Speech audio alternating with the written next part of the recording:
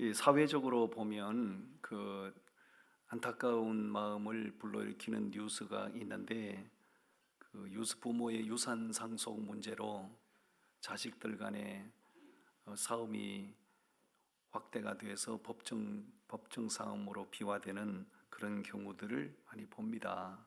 그 대표적인 경우가 롯데그룹 자식들이죠. 롯데그룹 세계적인 재벌인데, 그 아버지가 죽고 난 이후에 그 두 아들이 서로 재산 분할 문제로 법정 투쟁을 하고 그랬었죠.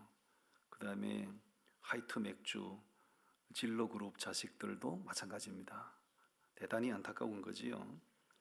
만약에 부모가 임종을 앞두고 있는데 그 앞에서 자식들이 모여서, 아버지는 곧 숨을 거둘 판인데 그 앞에서 자식들이 모여서 서로 재산 다툼을 한다면 그거는 부모님의 가슴에 대못을 박는 거 아니겠습니까? 있을 수 없는 일입니다. 그렇게 되면, 만약에 그런 일이 연출이 된다면 임종을 맞이하는 부모에게 있어서 얼마간이라도 유산을 남기고 죽는 것이 오히려 가슴에 한이 될 겁니다. 아무것도 남길 수 없으면 이런 일은 없을 텐데, 그 유산이 뭐라고, 그거 가지고 자식들이, 부모는 지금 숨을 거둘 판인데 그 앞에서 서로 누가 많이 차지할 거냐 이렇게 싸움을 한다면 그거는 부모님이 어떻게 눈을 감고 죽겠습니까? 절대로 그런 일이 있을 수 없는 거예요. 오늘 본문 말씀에 보면 예수님의 제자들의 모습이 꼭 그와 같은 거예요. 예수님은 지금 십자가 죽음을 말씀하고 계시거든요. 그런데 그 예수님의 심정을 전혀 헤아리지 못하고 제자들끼리 서로 누가 높으냐, 누가 큰 자냐, 서로 엄청난 쟁론을 벌인 거예요. 그런 제자들을 바라보시면서 예수님의 마음이 얼마나 안타까우셨겠어요. 이런 말씀을 들을 때, 아이 그놈의 제자들 참 한심하네, 이런 생각을 하실런지 모르지만 그런 제자들의 모습이 바로 오늘 내 모습이고 오늘 우리 모습이라는 거예요. 오늘 말씀을 잘 들으시기를 바랍니다. 할렐루야. 첫 번째 주제는 30절부터 32절까지 말씀인데요. 예수님이 지금 두 번째로 십자가 죽음을 말씀하세요. 우리 30절 31절을 같이 읽어봅니다. 시작. 그곳을 떠나 갈릴리로 가운데로 지날새 예수께서 아무에게도 알리고자 아니하시니 이는 제자들을 가르치시며 또 인자가 사람들의 손에 넘겨져 죽임을 당하고 죽은 지 3일 만에 살아나리라는 것을 말씀하셨기 때문이더라. 아멘. 예수님께서 지금 그 29절까지 말씀은 그 귀신 들린 아이를 고쳐주는 장면이 나와요. 귀신 들린 아이를 고쳐주시고 제자들을 데리고 지금 갈릴리로 가시는 길이거든요. 가시면서 제자들에게 내가 이제 곧 십자가에 못 박혀 죽게 될 것이고 죽은 다음에 3일 만에 내가 살아날 거라, 이런 말씀을 하신 거예요. 이 첫 번째 십자가 죽음을 언제 말씀하셨냐면 가이사랴 빌립보의 제자들을 데리고 가셨을 때 베드로가 너희는 나를 누구라 하느냐 주님이 물으셨을 때 베드로가 대답을 했죠. 주는 그리스도시요 살아계신 하나님의 아들이십니다. 그 고백을 했을 때 예수님이 첫 번째로 말씀하신 거예요. 내가 곧 십자가에 못 박혀 죽을 거다. 그리고 오늘 본문에서 두 번째로 같은 말씀을 하시는 거예요. 여러분, 누구든지 사는 얘기하는 것은 즐거운 일이지만은 죽는 얘기하는 것은 그 즐거운 일이 아닙니다. 그런데 예수님이 그 사랑하는 자기 자신을 바라보고 따르는 제자들 보고 내가 그 십자가에 못 박혀 죽는다, 이거를 지금 지난번에 말씀하셨고 오늘 또 말씀하시는 거거든요. 예수님이 어떤 재차 같은 말씀을 하실 때는 굉장히 중요한 의미가 있다, 그 얘기입니다. 더군다나 십자가에 못 박혀 죽는다는 것은 이거는 제자들 입장에서는 상상도 할 수 없는 일이에요. 왜냐하면 십자가는 저주의 상징이거든요. 그 흉악범들이나 처형당하는 사형 방법이 사형틀인데 어떻게 슈퍼스타 같은 당신이 그 십자가에 못 박혀 죽을 수 있냐는 거죠. 제자들로서는 도저히 받아들일 수 없는 얘기예요. 상상도 하기 싫은 일이에요. 만약에 예수님이 말씀하신 십자가 사건이 사실이라면 제자들, 그 주님 한 분 바라보고 따르는 제자들의 처지는 뭐가 되겠습니까? 소위 말하면 가방 끈 떨어진 가방걸이 되는 거예요. 가방은 끈 떨어지면 버려야 되잖아. 맞죠? 끈을 끼워서 입으면 되나? 예, 끈 떨어진 가방꼴이 되는 거예요. 왜냐하면 제자들은 예수님 한 분 바라보고 지금 따라오는 거예요. 그리고 예수님이 곧 예루살렘의 임금님이 되실 거고, 그러면 그 예수님 옆에서 우리 한 자리씩 다 차지할 건데 지금 십자가에 못 박혀 죽는다는 게 이게 도대체 이게 있을 수는 있는 일인가 이 말이에요. 상상도 하기 싫은 거죠. 그런데 예수님이 지난번에 그 말씀하셨고 지금 또 같은 말씀을 하시는 거예요. 왜 그렇게 이 죽는다는 얘기를, 그것도 십자가 사건을 이렇게 반복적으로 말씀하시는 걸까요? 그거는 그 십자가 사건이 아니면 죄인들이 구원받을 방법이 없기 때문에 그 말씀을 하신 겁니다. 예수님께서 육신을 입고 오신 목적은 죄인을 구원하기 위해서 오신 겁니다. 그렇죠. 죄인을 구원할 수 있는 방법은 십자가 사건 외에는 없는 거예요. 기사와 표적을 행하시고 사람들의 수많은 온갖 문제 다 해결해 주시고 심지어는 먹고 마시는 문제 해결해 주시고, 그것은 예수님께서 오신 궁극적인 목적이 아니에요. 그런 문제들을 해결해 주시고 그런 역사들을 일으키신 것은 예수님 당신이 하나님이신 것을 그들에게 알게 하시려고 예수님께서 나타내신 하나의 표적에 불과한 거예요. 그거는 예수님 오신 궁극적인 목적이 아니에요. 예수님이 육신을 입고 오신 궁극적인 목적은 오직 한 가지입니다. 그게 뭐예요? 십자가를 통하여 죄인을 구원하시는 겁니다. 그런데 제자들이 그걸 지금 알고 있어요? 모르고 있어요? 모르고 있는 거예요. 그렇기 때문에 다른 꿈을 가지고 다른 기대감을 가지고 예수님을 계속 추종하기 때문에 예수님께서는 그들을 깨우치기를 원하는 거예요. 알아듣게 하시려고 하는 거예요. 그래서 지난번에도 말씀하셨고 오늘 또 말씀하시는 거예요. 자, 그 다음 32절 말씀을 보셔요. 32절 말씀 우리 다 같이 읽어봅니다. 시작. 그러나 제자들은 이 말씀을 깨닫지 못하고 묻기도 두려워하더라. 제자들이 말씀을 깨달아요? 못 깨달아요? 못 깨닫는 거예요. 왜 못 깨달았을까요?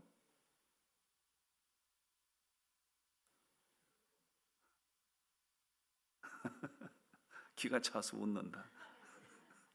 나도 얘 웃는 표정이 나도 아는데 그놈들은 몰랐네, 뭐 이런 표정 같아요. 제자들 못 깨달아요. 왜? 예수님을 따르는 목적이 다른 데 있으니까요.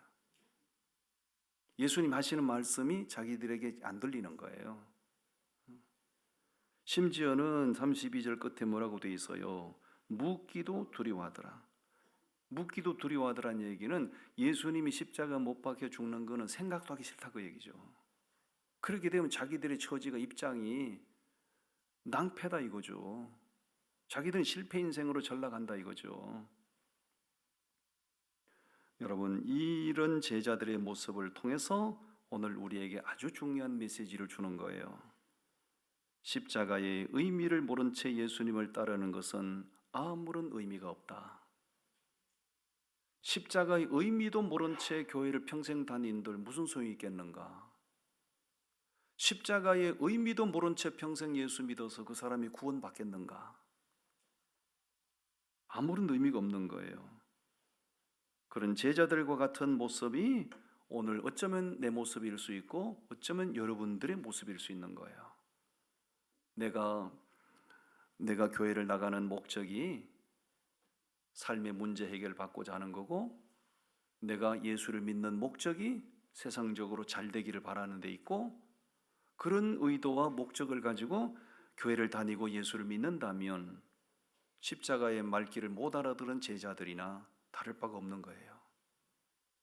예수 신앙생활하는 데 있어서 가장 중요한 것은 십자가의 의미가 깨달아져야 되는 거예요. 아멘. 그래서 두 번째로 죽음을 말씀하신 거예요. 오늘 두 번째 주제는 33절 34절이거든요. 제자들 간에 지금 서로 큰 자가 되기 위해서 막 예수님을 따라가면서 쟁론을 벌였다고 얘기해요. 우리 33절 34절 같이 읽어요. 시작. 가버나움에 이르러 집에 계실 새에 제자들에게 물으시되 너희가 길에서 서로 토론한 것이 무엇이냐 하시되 그들이 잠잠하니 이는 길에서 서로 누가 크냐 하고 쟁론하였습니다. 무슨 쟁론의 주제가 뭐였죠? 누가 크냐. 그걸 예수님이 앞에 가신 예수님이 듣기에 쟁론했을까요? 예수님 눈치 못 채게 쟁론했을까요? 눈치 못 채게 쟁론한 겁니다. 이런 겁니다. 따라가면서 내가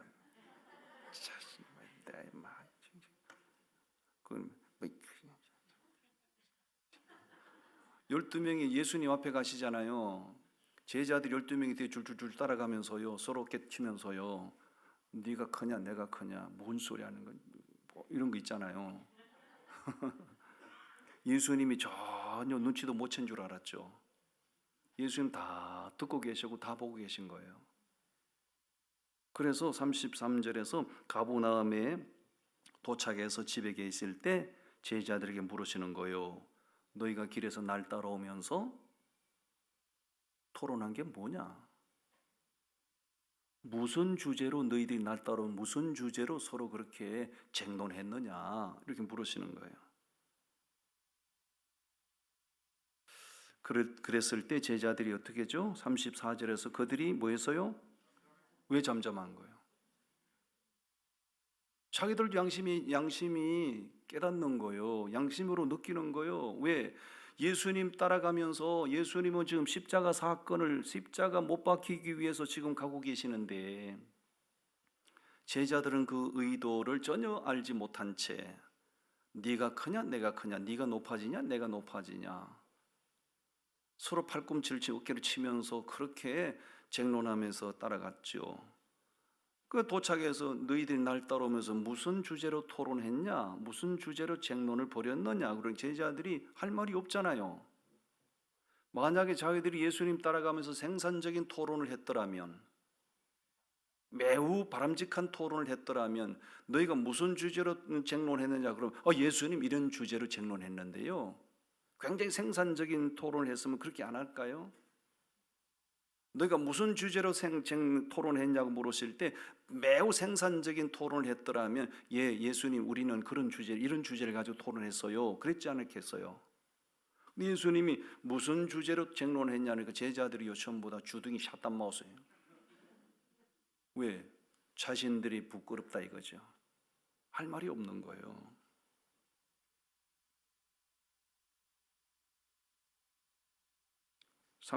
예, 34절 다시 읽어봅니다. 34절 시작.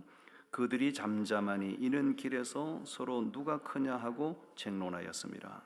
그들이 쟁론한 주제가 뭐예요? 이슈가 뭐예요? 우리 가운데 누가 크냐? 예수님 이제 조만간에 예루살렘에 가셔서 왕이 되실 거고, 그럼 누가 더 높은 자리에 올라가냐? 누가 더 빛나는 자리 차지하냐? 그 주제를 가지고 쟁론했다는 거죠. 그것은 예수님이 구원자로 오신 것을 알지 못하기 때문에 그런 부끄러운 쟁론을 벌인 거예요. 예수를 믿으면서도, 예수님을 따르면서도 무슨 목적으로 예수님을 따르는가, 무슨 목적으로 예수님을 믿는가를 전혀 몰랐던 거예요. 오로지 자신들의 출세와 자신들의 영광을 위해서 예수님을 믿고 따랐기 때문에 이런 일이 벌어지는 거예요. 이 마가복음에서는 간략하게 기록하고 있지만은 다른 복음서에 보면 어머니들까지 동원시키잖아요. 자기 엄마들까지 동원시켜서 소위 말하면 치맛바람을 날리면서 예수님 임금 되시면요 우리 아들 잘 부탁해요. 그죠? 다른 복음서에는 그렇게 기록하고 있어요. 예수님의 마음을 너무너무 안타깝게 하는 사건이에요. 대단히 부끄러운 사건이에요. 왜 이런 일이 그렇게 벌어졌는가? 예수님을 믿어도 가치관이 변화되지 않으면 오늘 우리도 똑같은 유치한 은행을 할 수 있다는 거예요. 예수를 믿어도 십자가 사건이 가슴으로 깨달아지지 않으면 우리도 제자들과 다를 바가 없는 그런 유치한 모습을 드러내게 되는 거예요. 그 대표적인 신앙이 바로 기복신앙이라는 거잖아요. 기복신앙. 우리 기독교가 한국에 우리나라 조선에 처음 들어올 때는 대단히 복음적이었어요. 대단히 복음적이었어요. 그래서 1970년대까지는 뭐 부흥회라는 표현은 없었고요. 거의가 다 사경회라는 표현을 썼어요. 사경회. 사경회는 뭐예요? 하나님의 말씀을 가르치고 배우는 집회거든요. 그러다가 1970년대 들어오면서 우리나라가 산업화되기 시작하면서 사경회에는 자취를 감춰버렸고 전부 다 이상한 형태의 부흥회라는 타이틀이 막 등장하기 시작한 거죠. 그게 이제 기복신앙이라고 하는 건데, 기복신앙으로 막 모든 한국교회 성도들을 쇠뇌시킨 거예요. 예수 믿어서 복 받아라, 예수 믿어서 복 받자, 예수 믿으면 복 받는다. 이 기복신앙을 주입시킨 거예요. 그러니까 아주 귀한 신앙을 싸구려 신앙으로 전락을 시켜버린 거예요. 이런 부분들은 아직도 우리 한국교회 안에 대단히 많이 팽배해 있어요. 여러분, 예수 믿어서 복 받는 게 아니고 예수 믿어서 구원을 받는 거예요. 아멘. 구원 받으려고 예수 믿는 것이지 내가 복을 받고 부자 되기 위해서 예수 믿는 게 아니라고요. 그렇게 가르치면 복음을 싸구려 복음으로 만드는 거예요. 예수를 믿어도 가치관이 변화되지 않으면 우리도 제자들과 똑같은 거예요. 여러분, 기복신앙이 우리의 신앙을 너무너무 변질시켰고 한국교회 신앙을 너무너무 싸구려 신앙으로 변질시켜버린 거예요. 다시 말씀드립니다. 구원받기 위해서 예수 믿는 거지 복을 받기 위해서 예수 믿는 게 아니라고요. 구원받기 위해서 예수 믿는 거지 병 고침 받으려고 예수 믿는 게 아니라고요. 정확하게 알고 믿어야 되죠.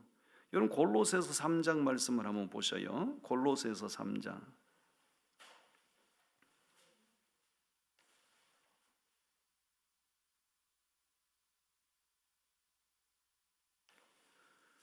골로새서 3장 1절부터 4절까지 우리 같이 읽어봅니다. 골로새서 3장 1절 시작. 그러므로 너희가 그리스도와 함께 다시 살리심을 받았으면 위의 것을 찾으라. 거기는 그리스도께서 하나님 우편에 앉아 계시느니라. 위의 것을 생각하고 땅의 것을 생각하지 말라. 이는 너희가 죽었고 너희 생명이 그리스도와 함께 하나님 안에 감추어졌음이라. 우리 생명이신 그리스도께서 나타나실 그때에 너희도 그와 함께 영광 중에 나타나리라. 아멘. 1절에서 뭐라고 말씀합니까? 그리스도와 함께 다시 살리심을 받았다는 얘기는 예수 믿고 구원받았다면 그 얘기잖아요. 너희가 예수를 믿어서 구원받았다면 뭘 찾으라는 거예요? 위의 거 찾으라는 거예요. 위의 거. 2절 말씀에서는 뭘 생각하라는 거예요? 위의 거 생각하고 땅의 거 생각하지 말라는 거예요. 이거 잘 오해하시면 안 돼요. 잘 들으셔야 돼요. 그러면 우리가 목구멍이 포도청이라고 먹고 살아야 되는데, 그러면 먹고 마시는 문제는 그러면 우리가 그냥 초월해야 되냐? 그거 아닙니다. 우선순위 문제예요. 우선순위 문제. 이 말씀은 이미 복음서에서 마태복음 6장에서 예수님이 이미 요약해서 말씀하셨어요. 너희는 먼저 그의 나라와 그의 의를 구하라. 그리하면 이 모든 건 뭐예요? 우리가 살아가는 데 필요한 모든 것들은 우선순위 문제예요. 기복신앙은 뭐예요? 그 우선순위를 뒤집어 버리는 거 아니에요.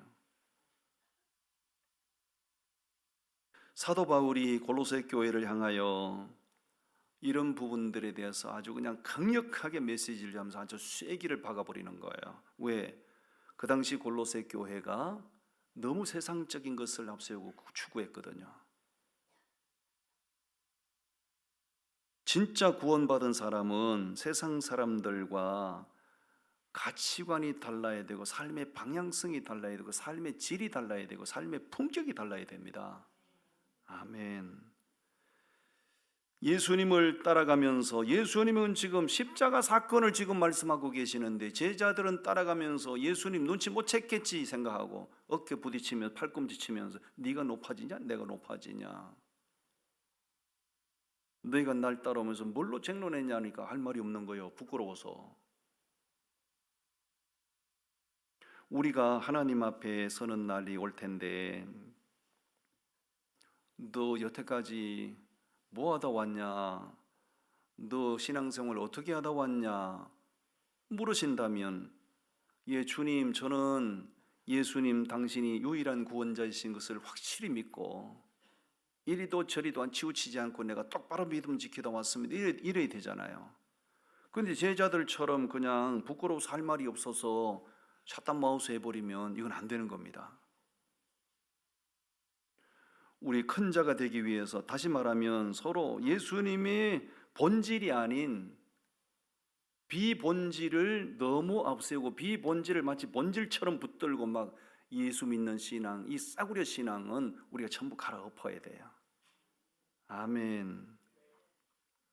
마지막 세 번째 주제거든요. 35절로 37절까지 말씀.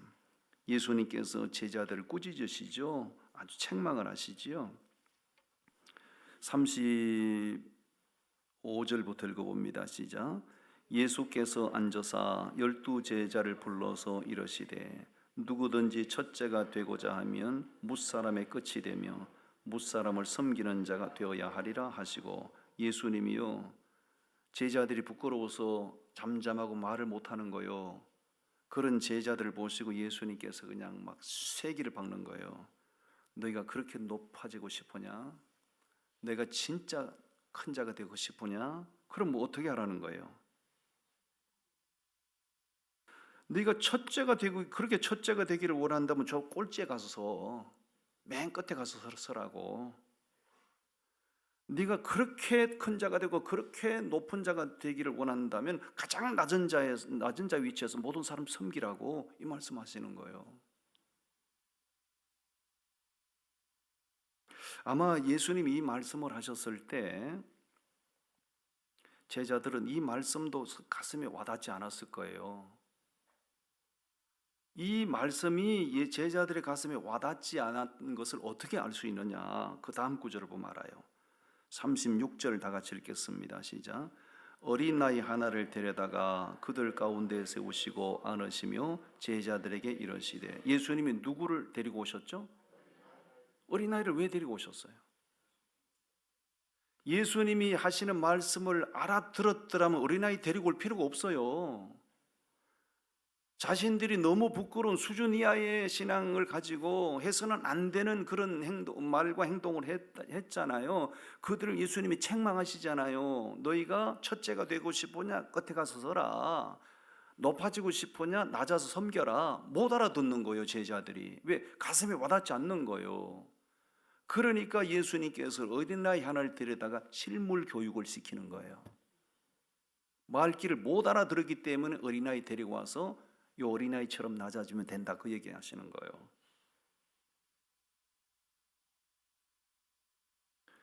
우리 사회적으로 가장 낮은 자의 상징이 어린아이 아닌가요? 그렇죠. 사회적으로 가장 낮은 자의 상징은 어린아이예요. 그리고 어린아이는 순수합니다. 물론 요즘 애들은 되바라졌지만 옛날에는 뭐 미운 7살이거든요. 요즘 미운 4살이라고 그러더라고요. 4살만 되면 되바라져가지고요, 아주 그냥 자기 세계관이 확실해가지고요, 부모님 머리 꼭대기에 앉아서 놀라고 그래요.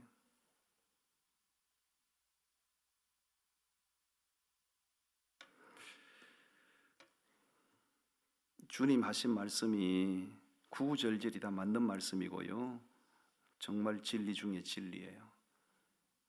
여러분, 교회 공동체 속에서 내가 돋보이기를 원하시고 내가 막 높아지기를 원하시고 섬김을 받기 원하시면요, 가장 쉬운 방법이 있어요. 가장 간단한 방법이 있어요. 그거는 가장 낮은 자리에 낮아져서 모든 사람을 높이면요, 내가 하나님이 나를 높이세요. 그렇게 하지 않은 그게 하나님의 방법이거든요. 그렇게 하나님의 방법을 무시하고 자기 방법을 하고 세워가지고요, 내가 높아져야지, 내가 부각이 돼야지, 내가 스포트라이트를 받아야지, 이렇게 스스로 막 올라가잖아요. 하나님이 확 끌어 낮춰버려요. 그럼 쪽팔린다?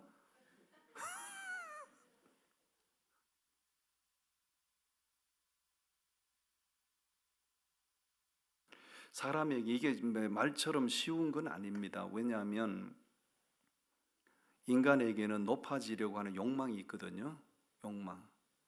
높아지려는 욕망이 있기 때문에 사단 마귀는 그 인간에게 있는 그 욕망을 가지고 계속 충동질을 하거든요. 높아지고자 하는 욕망이 있는데 그걸 사단 마귀는 계속 우리를 자극을 시키는 거예요. 높아지고자 하는 거예요. 드러나고자 하는 거예요. 여러분, 에덴 동산에서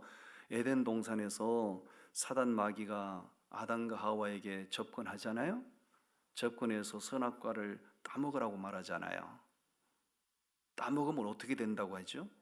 따먹으면 망한다고 그랬습니까? 따먹으면 하나님처럼 된다고 그랬습니까? 그렇죠. 왜 그런 말로 유혹을 하죠? 인간에게는 높아지고자 하는 욕망이 있는 걸 알고 그 욕망을 자극을 시키는 거예요. 그럼 창세기 노아 홍수 심판이 끝나고 인간들이 벌인 프로젝트가 뭐였어요? 시날 평지에 가서 바벨탑 쌓잖아요. 그죠? 노아 홍수 심판 직후에 인간들이 벌인 프로젝트예요. 시날 평지에 가서 바벨탑을 쌓는 거예요. 바벨탑을 쌓는 의도와 목적이 뭐였습니까? 그 성과 대를 하늘에 닿게 하여 누구 이름을 내자고 그랬어요? 우리 이름을 내자고 그랬어요. 그거는 창조 질서를 역행하는 거지요. 하나님께서 사람을 창조하신 목적이 뭐예요? 하나님을 높이는 거잖아요. 하나님을 높이는 거예요. 그런데 성과 대의 꼭대기를 하늘에 닿게 하여 우리의 이름을 내자고 그러잖아요. 그리고 흩어지기를 면하자고 그러잖아요. 하나님은 흩어지라고 말씀하셨거든요. 흩어져서 여호와 이름을 만방의 모든 민족에게 선포하라고 그랬잖아요. 그런데 홍수 심판 이후의 인간들은 정반대 프로젝트를 진행하는 거예요. 그 사단의 역사거든요.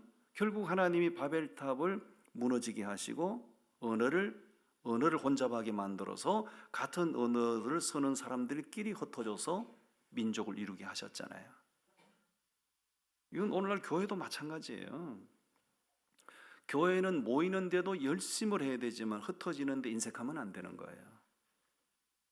부지런히 모이고 부지런히 흩어지고, 그걸 모이고 흩어지는 걸 뭐라고 그래요?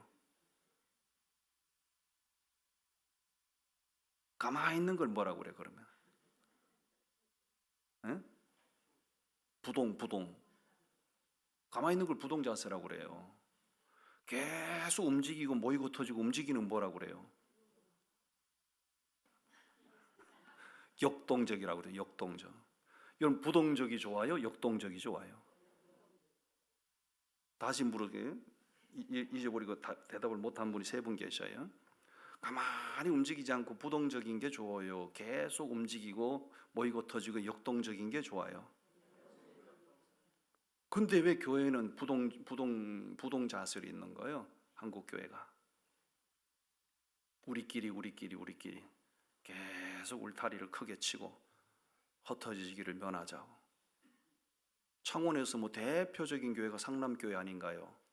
창원에서 대형교회 아닌가요? 선교사 달랑 2명이 돼? 내가 충격을 받은 거예요. 얼마나 흩어지기를 면하자 하는 교회냐고요.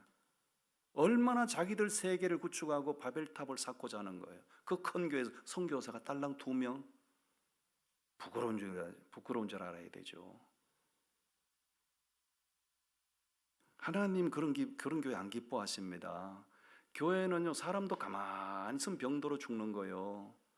교회도 계속 움직임이 없으면 안 돼요. 계속 모이고 터지고 계속 역동성이 살아 있어야 돼요. 아멘. 교회는 예수님을 믿고 구원받은 사람들이 모인 공동체잖아요. 그렇기 때문에 모든 사람들이 다 겸손으로 허리를 동이고 낮아져야 되고 서로 섬기는 데만 경쟁을 해야 되지, 스스로 자기 잘났다고 자기 이름을 높이려고 하고 존재감을 높이려고 하고 그러면 안 되는 거예요. 그러면 그 교회는 아무리 엘리트 교인들이 모여도 그 교회는 지옥 같은 교회가 되는 거예요. 근데 낮아져서 모든 사람을 받들고 섬기고자 하면 그 교회는 천국 같은 교회가 되는 거예요. 아멘. 마지막 절 한번 보세요. 37절 말씀을 읽어봅니다. 시작. 누구든지 내 이름으로 이런 어린 나이 하나를 영접하면 곧 나를 영접함이요, 누구든지 나를 영접하면 나를 영접함이 아니요 나를 보내신 이를 영접함이니라. 아멘. 네. 참 예수님을 따라가면서 예수님이 말씀하시는 것을 제자들이 한 거의 이때는 3년 예수님과 공생의 삶을 같이 한 지가 거의 3년이 다 됐을 때거든요. 사람이요, 함께 아무리 생각을 달리하는 사람이라도요, 한 석 달에서 한 6개월 정도 같이 이렇게 먹고 살아보면요, 그 사람의 말을 안 해도 그 사람의 속에 있는 것을 다 알게 돼요. 그렇죠? 근데 제자들은 예수님과 지금 한 3년 동안 먹고 함께 살았다고요. 그런데 제자들이 예수님의 의도를 전혀 알아차리지를 못해요. 왜냐하면 오로지 예수 믿는 목적이 다른 데 있었기 때문에. 그 제자들의 모습이 우리 모습이 아니기를 바랍니다. 예수님께서 아 하면 알아듣고, 예수님이 눈만 끔뻑하셔도 알겠습니다 주님, 이렇게 돼야 되고, 예수님 하시는 말씀에 우리가 반사적으로 반응하면서 개인의 신앙도 교회 전체도 역동적인 모습으로 주님이 원하시는 방향성을 가지고 달려가는 그런 교회가 돼야 됩니다.